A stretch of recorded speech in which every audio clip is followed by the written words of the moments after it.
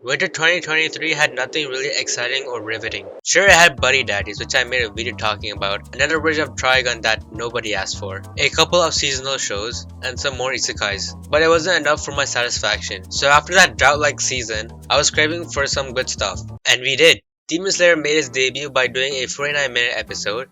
Hell's Paradise made its debut and everybody's been hyped for it because part of the Dark Trio. Mashle, in which everyone is comparing it to One Punch Man and Harry Potter. And lastly, Oshinoko with its impressive, exciting, and depressing 82-minute debut. However, there is one anime from this season that's hiding under everyone's radar, and it is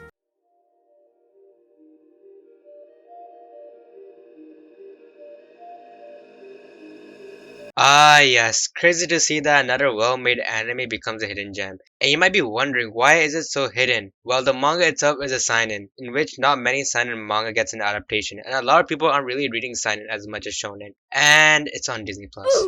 Not the first time they have done it. Heavenly Delusion or Tengoku Daimaykou is one of the more thrilling series of the season as it has already been compared to The Promised Neverland. For those who know, never held their promise. It begins with a bunch of kids enjoying and interacting with each other in a honeycomb-style facility staffed with robots, where we meet Tokio and Mimihime, who are a few of the many children living in the enclosed school. Mimihime tells Tokio that we have a test without anyone knowing, and during the writing of the test, Tokio's device switches to a different test with a different question, asking if she wants to go outside. And transition.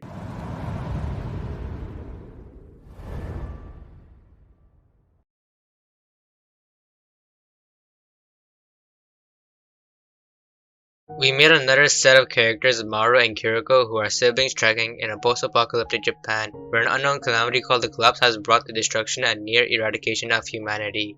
Rusted cars, desolate and destroyed homes, and much grass and plants growing and bursting through walls, tiles, and even a toilet. To make ends meet for the unfortunate teens, they have to scavenge through homes and go on small treasure hunts to find a little list of necessities. From here on, we continue to understand how society is living in these harsh environments. Even though these living conditions are jarring, they aren't the only problem.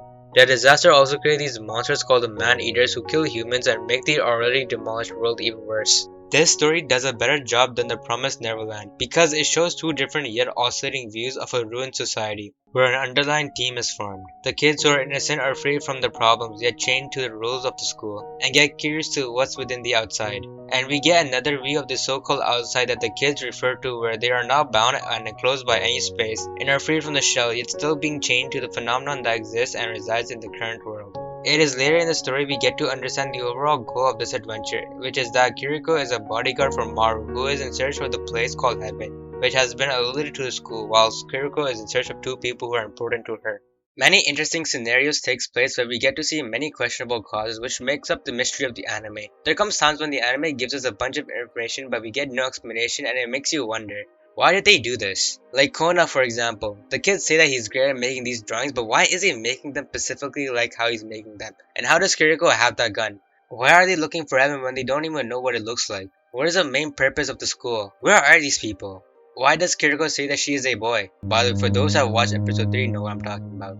These kinds of questions start building up as the episodes keep airing, and while we get more fascinating encounters with the MC, we get an interesting look at the relationship. I will not say much for those who haven't watched it, but essentially their chemistry and their trust in each other is one of the more driving points and plot of the series.